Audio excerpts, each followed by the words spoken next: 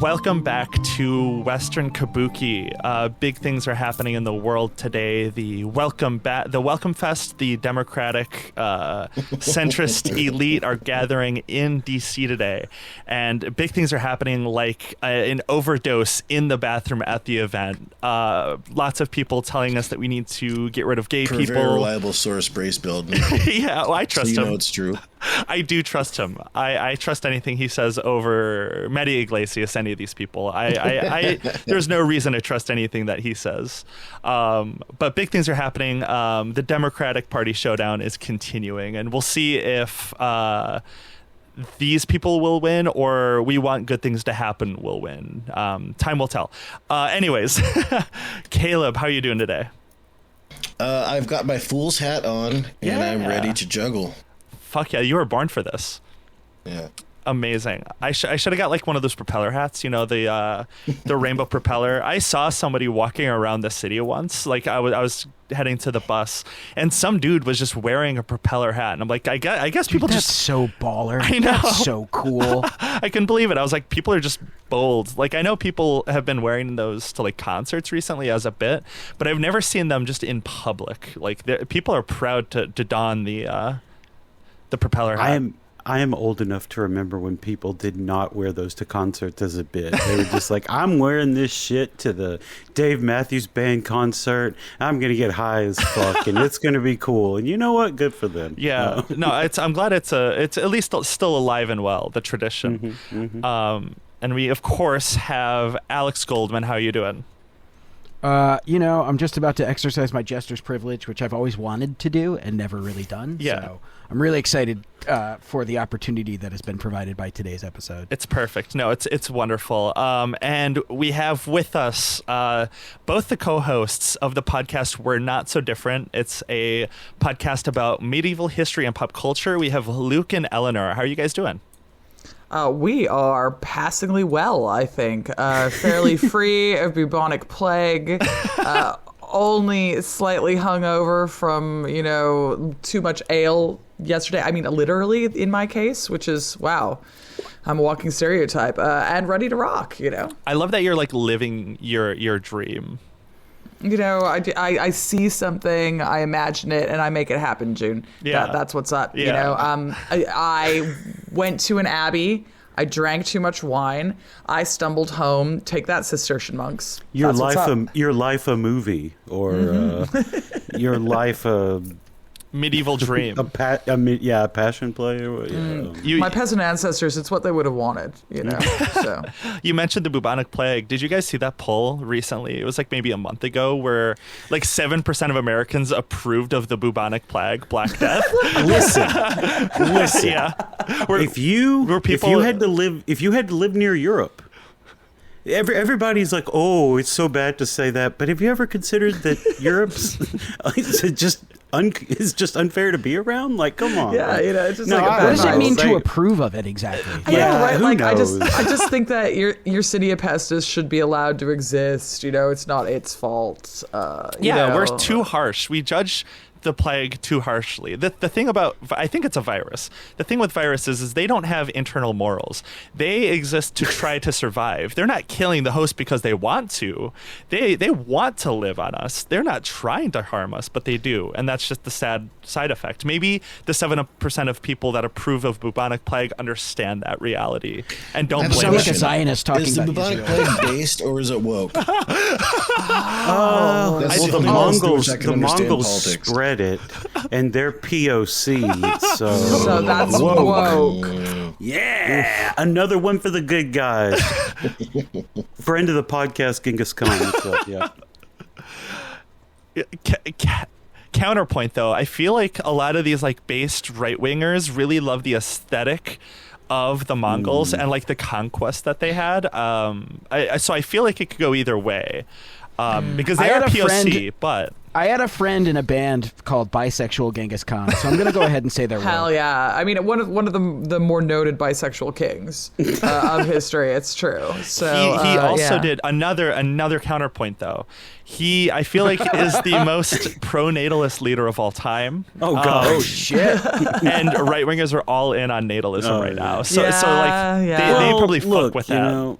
no one's here to say that Genghis Khan didn't do some bad things. I have no idea. I mean, Whatever. like we're also not here to say that Genghis Khan didn't fuck, because he absolutely did. He did. You know, Yeah. and but you know, was he trying to knock all those boys up too? I'm just saying. He might have been trying. Yeah. Yeah. It's history is complicated. know. So today I would love to talk about the sexual history of Genghis Khan all day. Same. But yeah. I think That the one's focus behind of the paywall. yeah. Which is what we'll be doing. Hey. Today, and you just pull out like a big chart, I have a big white erase board behind me. Like, okay, this is what a gamete is. This is how they're spread. And you just, okay, this is what percentage of the world Genghis Khan is actually related to Genghis Khan. Not the big number that everyone says. It's just like 8-9%, which is fucking insane. That is anyway. insane. Have you guys seen those like video game wokeness websites? I'm gonna do Yes. like each Genghis Khan like sex. Was this sex woke or not? We'll that'll be what we determine. We'll Yeah, go through every absolutely. single sex he ever did. But we're going to be talking specifically, I think, about the very first Crusade today with you guys. Specifically because I think. And I've kind of been like, I've noticed for a while, I think a lot of people have, is that a lot of modern right-wingers, especially online, I feel like this is a very terminally online right-wing thing, have really adopted the aesthetic of the historical like aesthetics in terms of like, the marble statue kind of guys, the Templar. There's so many accounts online of right wingers that are like, where the Groiper Templar, like that is just like a guy. I don't know for sure, but I'm sure if you search that, the Groiper Templar exists. And Like, he's absolutely got to. Yeah. I'm certain of this. I can feel it in my bones. Yeah. Yeah. So it's so the right has sort of loved this aesthetic and like enshrined it in some of their maybe not politics, but how they present themselves and like how they talk. They talk very grandiose about certain things and love that history. And I think you guys wanted to talk to us about that. You guys are the Crusades histories, Crusade experts. I looked up the Crusades. And what I learned, so I don't know a lot about this time, but what I do know is it happened a long time ago. Sure did. And that there was a couple of them too. And I don't know a lot of history before like Ronald Reagan, but like history doesn't really exist before that to me. Well, and now here we are at the end of history, so Yeah. it's crazy Yeah. that it only existed for such a short span of time. But Yeah. I mean, absolutely. You're bang on here, June. We have a real problem, very specifically, with this kind of like online LARPing, where people believe themselves to be Crusaders, and it's like it would be funny if it wasn't so pernicious, because it's like, sir, you are some like 19-year-old in his parents' basement in Indiana. And like ultimately the fate of most people who go on Crusade is that they die of dysentery in Syria, right? Yeah. Like that's what happens to you. Like that's the major outcome. That's based. But it is really interesting because they grasp onto this because it sort of posits this really easy worldview in their opinion, which is that Christians and Muslims have always like been each other's enemies, and there's this part of this ongoing struggle, like of which the Crusaders are one particular moving part, and in order for the West, big question mark there, to triumph, we've got to like keep this going. And in particular, they hold on to the first Crusade as a result of this because it's the only one that worked. Okay. From And, like the yeah. Christian perspective, like the Yes. Christian side. Yeah. Okay. Yeah, because like from the Muslim side at the time, like the Seljuk Turks are like, who was like, basically who they end up fighting, because like they had essentially taken control of Jerusalem like 2 weeks ago from like the people who had been there in the first place. So like they don't care about Christians at all, and suddenly you've just got like a bunch of quirked up white boys in your backyard, and they're like, I'm very confused by all of this. And so it only works once, because you can only kind of like surprise people there when you show up, right? But you can surprise them in such a way that you come off as a space alien, because imagine you are a Seljuk Turk. You have come over from the steppe. You've recently come into Anatolia, which is modern day Turkey. You've taken that. You're a warrior. You've seen everything. You've been in a bunch of battles. And then all of a sudden, a bunch of guys show up. And they look like Europeans. You know, you've obviously seen white people before. You have white subjects, or, you know, everyone. But they show up. And it's not just white people. It's white people, some of whom are head to toe in full metal armor, walking in the desert heat, just like aliens that landed from space and just walked around. Like, imagine seeing that. And your arrows, the thing that you use for everything, because they're steppe horse archers, and those people are really good at what they do. Yeah. Your arrows don't affect them unless they can hit a joint. Because they didn't have, like, the bows weren't strong enough yet to do that. You know, they didn't have the English longbow type thing, which came about a little later. But, you know, it's just like, imagine seeing that. Like, what, like, and they show up and take back Jerusalem, and you're like, okay, well, oh, sure. Like, how do you explain that to people? Yeah, Like, I have to say, I do have solidarity with those that wore the chain-link suits in the desert. I used to be in marching band, and you have to wear like the full suit, you know. And how, like, I carried a drum. I was in the drum line, and that's like basically like being a Crusader, being a Templar these days, is being in marching band. It's slightly less evil, though. I'll give it that. Yeah, we just right? play like really only bad. slightly. Yeah, it's just like really bad covers of pop songs instead of like killing a lot of people for religious purposes. Yeah, so a little less bad. Almost about the same though. Yeah, and then after the first one, they you know, the popes and the leaders of Europe are like, hell, let's take this show on the road, and they did 7 more to the Holy Land, or in that direction anyway. They didn't always get there. Yeah. But they also were like, you know who else needs a crusade against them? People in Europe whose land we want to take, and we can label as heretics. And hey, wouldn't you know, they did that too. It was, you know, it's just a party. Everybody loves it. So yeah. Yeah, I mean, you get your Albigensian Crusades that way.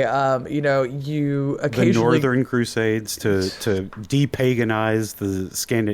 depaganize Scandinavia. Sorry, yeah. Yeah, 100%. You get the Crusades against the Hussites in the 15th century. And then occasionally the Crusades that are sort of in the direction of the Holy Land are just kind of like aimed at Constantinople because the Venetians are pissed off, right? So it's like, it's really easy to kind of slap the label Crusade on things. But the reason why I think it's interesting to talk about it, and why it's funny when these guys bring it up, is because it's sort of positing this idea of a united force of Christendom, or a united bunch of white people who can like come out and do this holy war. And it's like, I mean, that's like what they're doing. That's what they're trying to get across to people. Like, that's what I've assumed is the case. It's like I mean, it's very obviously LARP, but it is at the end of the day like a dog whistle of like, oh, this is the pure white race, Christianity coming for the degenerates of nowadays, the Jewish people, which of course I don't know if there were Christian crusades against Jewish people necessarily. Oh, well, was there? Okay, see, that's what I'm saying. I don't know any history before Ronald Reagan, so I don't know.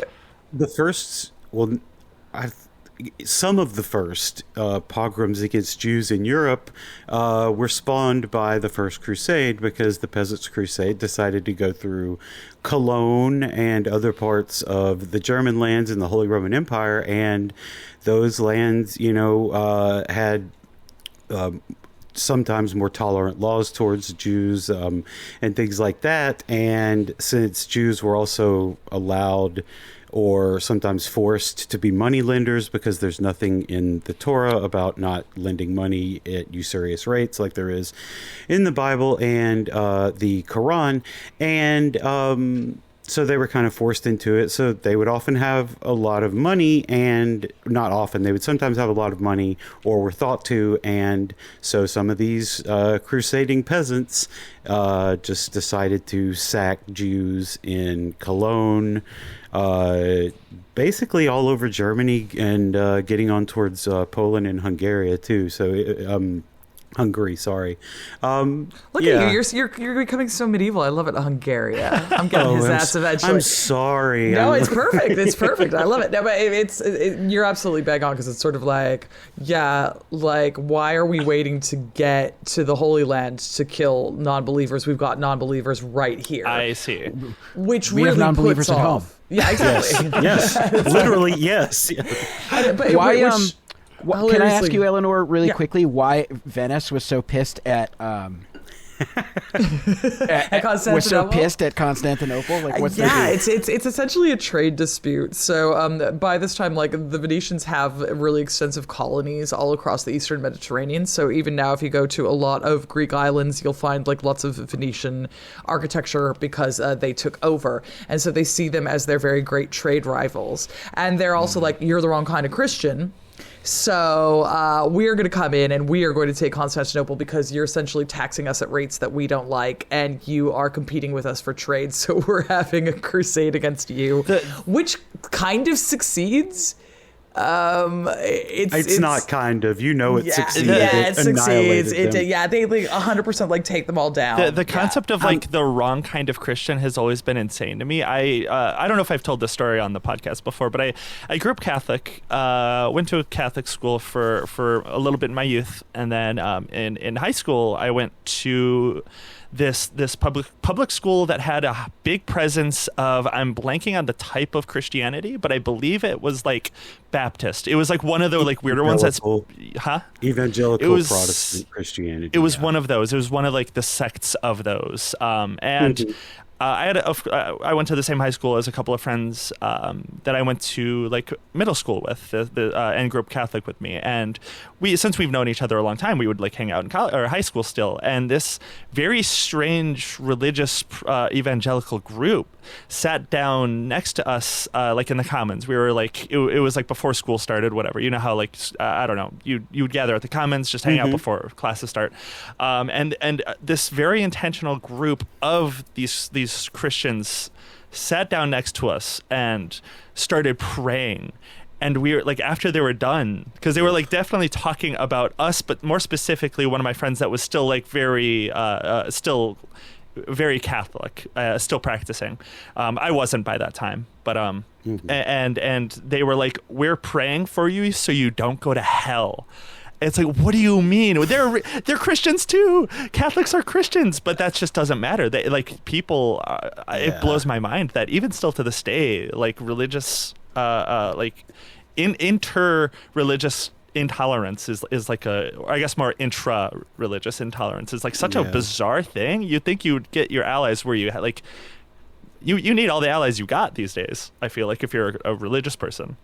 No, apparently you don't, No. because like the intra sect fighting of pretty much any religion is like bonkers. It is, yeah. But no, that's always just kind of stood out to me. I guess nothing has changed over the last 1,000 years. People have always fought over pretty much not many differences between religions. Well, yeah, Venice, like they just to finish that up. Venice, that whole thing had started in the year, I think it was either 807 or 809, when Venice decided to recognize Charlemagne as the first quote unquote Holy Roman Emperor before they actually got an empire under the Ottonians 150 years later. Anyway, it doesn't matter for these purposes. And the Venetians recognized them. The Byzantines got pissed, sent a fleet down to attack them, and got their asses kicked by the Venetians. And that set off a chain of events of a rivalry that lasted for so long. It basically ended in 1204 when the Fourth Crusade sacked Constantinople. They had four Crusades? Jesus Christ. They had eight numbered crusades, and then like they a had ton of others. Bro, you have to move on at some point. You know, people started getting tired of like Call of Duty like 7. Like, come on, you gotta move on at some point. And the same thing happened with the Crusade. But the Venetians took the horses of Saint Mark off of the Golden Gate in Constantinople. They're still in Venice to this day. And when the Ottomans sacked Constantinople finally in 1453, the Venetians the Venetian places in the city were left relatively unharmed, and they got trading rights with the Ottomans immediately. So, like, total Venetian victory over the Byzantines. Just fucked them over so hard. It's funny. Nobody likes Venetians. It's amazing. Like everybody's like everyone has beef with Venice in the Middle Ages, and it's quite funny. But yeah. So on all of this topic in particular, why do you think, like, I don't know if this is like a newer phenomenon now that like social media is a thing, but like, why do you think people, especially in the Trump days, I feel like in the mid 2010s, a lot of like white nationalists or right wingers or just like LARPers like that in that sphere have really taken hold of like this aesthetic? Was there something that like spawned it? Was there something that kind of pushed a lot of people to be like, oh, this is actually based? Yeah, I mean, I think the number one thing that lets this happen is no one fucking knows anything about medieval history, so you can just make up any Yes. story you want and you can just go with it, right? Yeah. So it's like, you know, we're out here doing our best, Luke and I, to try to be like, please, I'm begging you to learn a modicum of medieval history, right? But it's this 1,000 years of history that people just simply are not taught about. And we have a real paucity of education about it in America. Like, I didn't learn anything. I went to Catholic school as well. Mm-hmm. And I think that basically I was aware that the Black Death had happened. I kind of knew that Magna Carta existed, something along these lines. And then I got to college, and that's when I started learning about medieval history. And I was like, oh, shit, this is excellent, right? Ruined my whole life. Great stuff. What was it that drew you to medieval history specifically? Like, why was it a thing where you weren't just like, oh, this is interesting? You were like, I want to dedicate my life to this. I think that I was so specifically interested in the fact that there is this total gap in average people's knowledge. But what is great about medieval people is they are really, really similar to us, but then very, very different in certain key ways. So you can really empathize with them and you can really get in their heads a lot. But then they're always doing something just like absolutely out of pocket at the same time too, which I really, really love. And, you know, I like how they're getting in like esoteric philosophical beefs with each other. I think that is absolutely brilliant. I like how gaudy they like everything to be. I like how they're like attempting to like paint rainbows on every single thing that they see. I like how they put like 7 kinds of spice in everything they eat because they're like, I'm fancy. Like this is fancy. You know, I just think that they're really fun and interesting. And I also think that it ends up being this, it is kind of what it says on the tin. It's this interesting link between us and the ancient world. So they've got a lot of things that are kind of modern sensibilities kicking around, while at the same time being like, you guys, Aristotle was right, you know, the whole time. So they're this great mix of the modern and the old, you know, which is how you get the term Middle Ages, right? Like that's exactly what they're doing. And I just find them so interesting. And I guess I kind of wanted to go into bat for them a little bit. I'm like, free my weird little guys, you know, like I just think that it's great how they're these strange little gremlins running around. I just think they're cute, you know. They're being abused by these right wingers. They're being twisted. They are. Yeah. They are. And it's like, and I'm not saying that, you know, the Crusades were like a form of perpetuated religious violence. Obviously they were, but you know, even then it was about so much more. You know, it was about, you know, control of land. It's like, yeah, I'm some wastrel ass son of like a third-rate Norman Duke. Where am I going to get land if I like don't go take over the county of Edessa? You know, right? Yeah. You know, there's the backstabbing of the Crusaders, like with Constantinople, because Constantinople are like, "Hey guys, can you help us get rid of these Turks?" And they're like, "Say no more, boss." And then they like take all the land of Constantinople. That's very funny. I really think that, like, just the way they think about things is really different. You know, like the way they think about sex is different. The way they think about gender is different. The way they think about religion is really different. And so I think that it's so funny when you see like these groypers try to be like, yeah, and then I'm going to be a crusader. And it's like, first of all, no, you're not. because you're a peasant, right? Like in the Middle Ages, you're a peasant, right? 80% of everybody's a peasant. But baby, you got to pick up a spade because you're going to be farming. Like that's what's up. There was a post going out around a couple of weeks ago of because our great big vice president boy is a Catholic convert. He's one of the biggest freaks. There's just something about adult converts to Catholicism that's, of course, the weirdest thing ever. And I think with the new pope that was brought in. I think it's Pope Leo.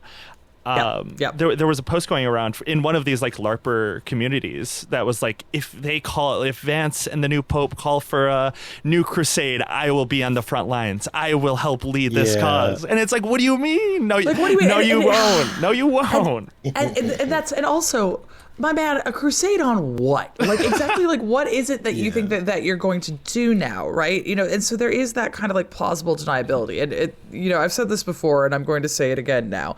The thing about Catholic converts as adults is they skipped the important part of Catholic cultural conditioning, which is they have no fucking shame. Yeah. Yeah. Right? And it's like, you need to put some shame into these people because you shouldn't be going around speaking about yourself like that. Like, the Pope's not going to notice you. Hey guys, this is Caleb.